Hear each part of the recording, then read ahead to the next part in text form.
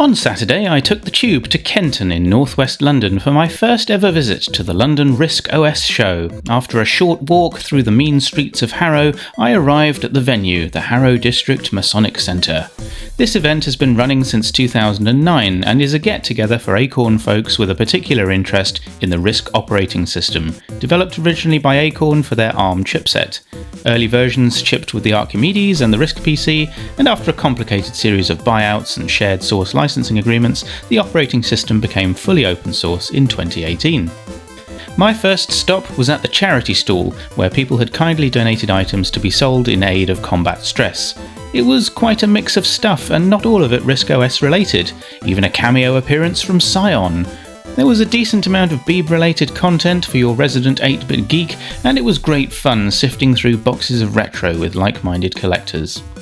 The stalls at the show had a wide range of things on display, from hardware to software, books, games and more. Plenty of things for sale too, including RISC OS Pis, PCs and laptops.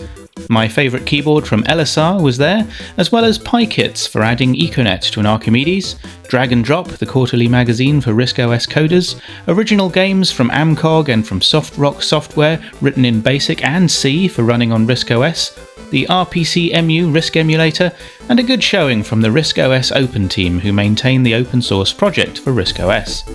Throughout the day there were also talks, including this one from Andrew Rawnsley of RComp. And as always at these events, lots of good chat with like-minded retro hobbyists. I was quite restrained this time and came away with just a couple of books. Disk Systems for the BBC Micro has possibly the best cover ever. It positively oozes with 1980s neon.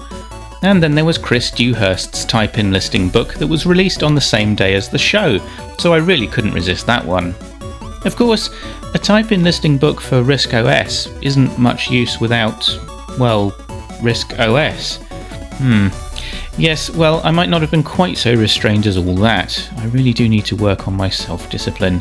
So I also got myself this gorgeous Pinebook Pro from RISC OS Bits, who gave me such a good deal I really couldn't say no.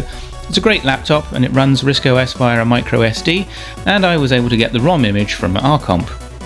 That justified getting some games, of course, including Soft Rock's Escape from Ixeria, which I was able to try on the stall and I fell in love with it. And also Amcog's puzzle game bundle that includes Wizard Lore, a game inspired by Imogen, and it came in this nice USB stick box, which is very cool. I decided that one RISC PC wasn't enough, so I got the epic, love the pun, bundle from the RISC OS OpenStall, a micro SD card that can instantly transform my Beeb-cased Pi into a RISC PC, complete with the operating system and lots of software. This Interword leaflet was a must-have for me, and of course the BBC Micro Welcome Pack booklet, which was in excellent condition. Now, these two copies of Disk User magazine were a real find. I've only ever seen them as PDFs before, and these two issues in particular were ones I've wanted for ages, as they include Martian Nim, which featured as game number 84 in my top 85 games countdown, and the truly eccentric bonkers game Save Your Bacon, game number 62. No cover discs of course, but that's fine with me because I did at least manage to get a couple of Acorn user tapes from August and September 1987.